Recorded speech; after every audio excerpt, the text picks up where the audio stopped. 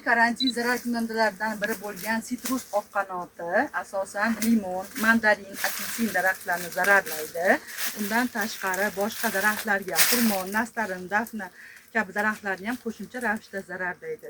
Ular odatda davlatlardan davlatlarga har xil mevalardan, ko'chatlardan, kesilgan ko'chatlar va hamda urug'lar orqali tarqalishi kuzatiladi. U asosan teng qanotlilar turkumi hamda oqqanotlilar oilasiga mansub. Uning vatani Sharqiy Hindiston va Xitoy bo'lib, hozirgi kunga kelib yurtimizning deyarli barcha hududlarda, issiqxonalarda va ochiq maydonlarda tarqalib kelmoqda.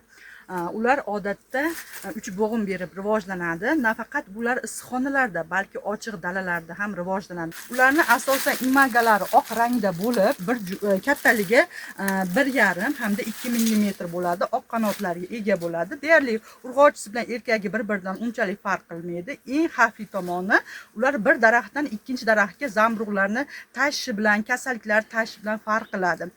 Sitrus oqqanoti asosan bizning yurtimizda 3 avlod berib rivojlanadi. Ularning rivojlanish davri odatda bahorda 35 kundan 30 kun tashkil qilsa, yozda undan kaltroq 20-25 kun, kuzda esa 105 kungacha boradi. Ularning zarari barglarning orqa tomonini shunday ochib qaraganimizda, ularning lichinkalari zarar beradi, ya'ni lichinkalari sanchib so'rib oziqlanadi. Aynan avgust oyidagi avlodlari qora mog'orni rivojlantirishga juda ham katta omil bo'ladi. Buning natijasida daraxtlarimiz sarg'ayadi, fotosintez jarayonlari buziladi hamda daraxtlarimizdagi mahsuldorlik, ya'ni hosildorlik 50% gacha kamayib ketadi.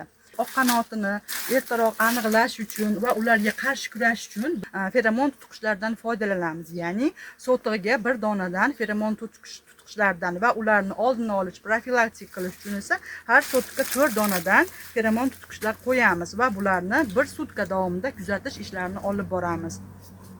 Feromon tutqichlarga tushgan sitrus oqqanotini soniga qarab, ularning zararli miqdor mezonini aniqlashimiz kerak va bunda biz ikki xil chora usuldan foydalanamiz, ya'ni biologik hamda kimyoviy usullardan foydalanamiz. Biologik usulda o'zini tabiiy ravishda tabiiy entomofaga, ya'ni enkardiya degan hasharot bor.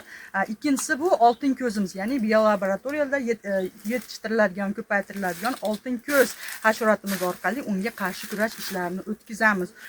Biz undan tashqari uni zararli miqdor mezonni aniqlaganimizdan keyin albatta kimyoviy ishlov jarayonini o'tkazamiz. Buning uchun bizda O'zbekiston Respublikamizda ruxsat etilgan kimyoviy pestitsidlar ro'yxati, ya'ni inseksid hamda akaritsidlardan foydalangan holda, sistematik ta'sir qiladigan dori vositalaridan foydalangan holda qarshi kurash ishlarini o'tkazamiz. Undan tashqari biz issiqxonalarimiz doimiy ravishda monitoring ishlarini o'tkazish, ularni profilaktik ishlarini o'tkazish hamda ekishdan oldingi bo'lgan dorlash ishlarini ham o'z vaqtida o'tkazishimiz kerak.